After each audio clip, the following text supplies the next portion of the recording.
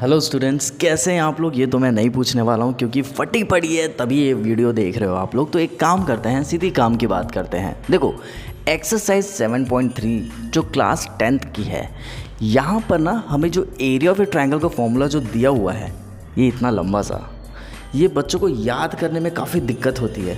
तो चलिए हम कुछ तरीके से याद करने की कोशिश करते हैं जिससे आपकी ये जो फॉर्मूला है ना एक बारी में याद हो जाए। तो स्टार्ट करते हैं भाई। सबसे पहले हमें कुछ बातों का ध्यान रखना है। हमें पता है कि ट्रायंगल में कितने साइड्स होते हैं, 3 साइड्स होते हैं। कितने होते हैं? 3 साइड्स होते हैं। ठीक है, यहाँ पर क्या बोल रहा है? एरिया ऑफ ए ट्रायंगल बोल रहा है। तो ट्रायंगल में 3 साइड होते हैं। अब कैसे फॉर्मूला याद रखेंगे? देखो, 1 2 3। 1 के बाद क्या आएगा? 2, 2 के बाद क्या आएगा? 3, और 3 के बाद क्या आएगा? 1। ये फॉर्मेट आपको ध्यान में रखना है, याद रखना है कि 1 के बाद 2, 2 के बाद 3 और 3 के बाद वापस क्या आ जाएगा? 1 आ जाएगा। ठीक है, चलो ये फॉर्मेट ध्यान में आ गया। अब देखो कैसे इसको लर्न करना है। भाई एरिया ऑफ ए ट्रायंगल में जो फॉर्मूला लगता है, इतना तो हमें पता है ना कि हाफ बेस इंटू हाइट आता है। बट यहाँ पर ऐसा फॉर्मूला क्यों आ रहा है? देखो यहाँ पर क्या हो रहा है, क्वेश्चन में हमारे पास 3 कोऑर्डिनेट्स दिए रहेंगे। ठीक है, जो 3 कोऑर्डिनेट्स दिए रहेंगे वो कैसे रहेंगे अपने पास? ऐसा कुछ रहेगा।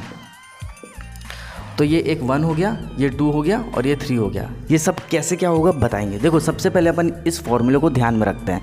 देखो भाई, x1 x2 x3, ये लिखने में तो कोई दिक्कतें नहीं आएंगी। x1 लिखना प्लस x2 लिखना प्लस x3 लिखना, इसमें कहीं कोई दिक्कत नहीं। ये सबसे ज़्यादा इजी होने वाला है। ठीक है, बहुत ही ज़्यादा इजी है ये। अब भाई देखो, 1 के बाद क्या आता है? 2, 2 के बाद क्या आता है? 3, 1 के बाद 2 आता है, यस, 2 के बाद 3 आता है, आ गया। ठीक है, अब यहाँ कहाँ से शुरू हो रहा है? 2 से शुरू हो रहा है। 2 के बाद क्या आता है भाई? 3 आता है। 3 के बाद क्या आता है? 1 आता है। ठीक है, अब यहाँ देखो, 3 के बाद क्या आता है? 3 के बाद आता है 1, तो 3 के बाद क्या आएगा? 1। 1 के बाद क्या आता है? 2, 2। तो ये 1 के बाद 2 आता है, 2 के बाद 3 आता है, ये तो हम सभी जानते हैं, राइट। लेकिन यहाँ पर हम सिर्फ ट्रायंगल की बात करें, इसलिए 4th तक नहीं जाएंगे हम, 4th नंबर तक बिल्कुल भी नहीं जाएंगे। ठीक है, अब देखो ये ब्रैकेट जो दिख रहा है, ब्रैकेट के अंदर सिर्फ और सिर्फ y आएगा। क्या आएगा? y। सब में y लिख दो, लिख दिया सब में y, और बीच में सब में लगा दो माइनस। ये हो गया आपका फॉर्मूला रेडी। देख सकते हैं x1 y2 y3 माइनस में, और x2 y3 y1, मतलब एज इट इज़ पूरा का ये पूरा का पूरा फॉर्मूला जो है ना, ये बिल्कुल वैसा का वैसा हो गया है। हमने ट्रिक से याद किया है इसे। बात समझ में आ रही? चलो क्वेश्चन नंबर 1 की तरफ बढ़ते हैं। ठीक है, देखो क्वेश्चन नंबर जो आपके 1 बुक में जो दिया हुआ है उसमें कुछ कोऑर्डिनेट्स दिए होंगे 2, 3, उसके बाद -1, 0, और उसके बाद होगा 2, -4। एक्सरसाइज 7.3 का क्वेश्चन नंबर 1 जो है उसकी बात कर रहे हैं। यहाँ पर आपको बोल रहा है एरिया ऑफ ए ट्रायंगल को क्या करना है? फाइंड करना है। एरिया ऑफ ए ट्रायंगल को फाइंड करना है। ठीक है, तो देखो यहाँ पर भी एक ट्रिक है। वो ट्रिक क्या है भैया? ये होगा पहला, ये होगा दूसरा और ये होगा तीसरा। 3 कोऑर्डिनेट्स दिए हुए हैं। ठीक है, इसको लेट मान लेना, A, B और C, ऐसा लेट मान लेना। ठीक है, अब देखो ये क्या लिखा मैंने? 1, तो लिख दो 1, 1। ये क्या है? 2, तो लिख दो 2, 2। ये क्या है? 3, तो लिख दो 3, 3। ये तो बहुत ईजी है। ठीक है, अब क्या करो, यहाँ पर ना x y x y x y ऐसा लिख देना। हो गया आपका x1 की वैल्यू, y1 की वैल्यू, x2 की वैल्यू, y2 की, x3 की और y3 की। सारी वैल्यूज़ हमें यहाँ पता चल गई। आप यहाँ देखोगे तो x1 y2 y3, मतलब x1 x2 x3 हो गया। और ये जो ब्रैकेट के अंदर जो चीज़ें दी है ना, इसमें y1 y2 और y3 आपको देखने को मिलेगी। तो ये सारी वैल्यूज़ हमको पता चल गई है। अब हमें सिर्फ यहाँ पर पुट करना है। ठीक है, तो कैसे पुट करेंगे? देखो x1 की वैल्यू क्या भैया? 2, ब्रैकेट के अंदर क्या आता है? y2 माइनस y3, तो y2 की वैल्यू क्या है 0। ठीक है, प्लस, क्यों प्लस आएगा बता रहे हैं, y3 की वैल्यू कितनी बेटा? -4 है। चलो यहाँ देखो पहले फॉर्मूले का माइनस और y3 की वैल्यू क्या है -4। माइनस माइनस क्या हो जाएगा, प्लस हो जाएगा, वही बता रहे थे हम। आगे देखते हैं। अब ये है प्लस x2 की वैल्यू है -1, ठीक है। अब ब्रैकेट के अंदर क्या है, y3 माइनस y1।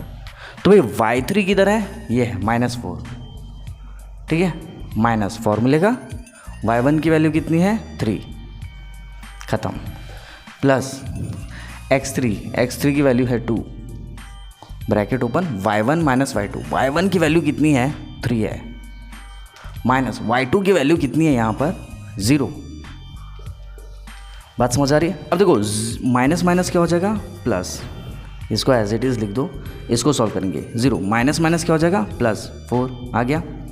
प्लस भाई प्लस माइनस क्या होता है, माइनस होता है तो -1 आएगा। और यहाँ देखो -4 -3 आजकल -7 चल रहा है, ठीक है। प्लस 3 - 0 कितना होगा 3 और 2 का 2 उतार दो। बात समझ आ रही है। 0 + 4 कितना होता है 4 होगा, तो 2 × 4 करेंगे क्योंकि ये ब्रैकेट है, तो 2 4 से कितना हो जाएगा 8। इसको एज इट इज़ लिख दो, 8 आ गया। देखो भाई 1 × 7 7 माइनस माइनस प्लस, प्लस का प्लस 2 3 6। जब आप इसको प्लस करते हैं तो देखो 7, देखो ये कितना है 8 है और ये कितना है 7 है। 7 + 7 कितना होता है 14, और यहाँ पर 8 है मतलब +1 है, यहाँ पर 15 हो गया, ठीक है। 15 + 6 भाई 8 + 17 15 कैसे आ रहा है वो बता रहे हैं। यहाँ देखो अब क्या हो रहा है 15 + 6, देखो 5 + 1 6 होता है, तो 15 + 5 कितना होगा 20, और +1 करेंगे तो 21 आएगा। समझ में आ रही है। अगर नहीं आ रहा है समझ में तो 15 + 6 कर देना, वो आ जाएगा आपका 21। बाहर क्या आ रहा है आपका 1/2। तो जब इसको अंदर मल्टीप्लाई करेंगे तो आपका आ जाएगा 21/2 यूनिट्स। यूनिट्स क्यों आएगा, क्योंकि यहाँ ना किलोमीटर दिया है ना सेंटीमीटर दिया, कुछ भी नहीं दिया है यहाँ पर, इसलिए यूनिट्स आएगा। लेकिन हम निकाल रहे हैं एरिया, इसलिए यहाँ पर स्क्वायर यूनिट्स आएगा आंसर, ठीक है। अगर आपको इसका और प्रॉपर सॉल्यूशन चाहिए जिससे फुल मार्क्स बच्चों को मिलते हैं, तो आप मेरे नेक्स्ट वीडियोस को ज़रूर देखिएगा। वहाँ पर हम पूरे सॉल्यूशंस कैसे बनेंगे, किस तरीके से फुल मार्क्स मिलेंगे, वो हम आपको बताएंगे, ठीक है। आई होप आपको समझ में आ गया होगा। अगर आपको समझ में नहीं आया तो कमेंट सेक्शन में प्लीज़ कमेंट करके बताइए।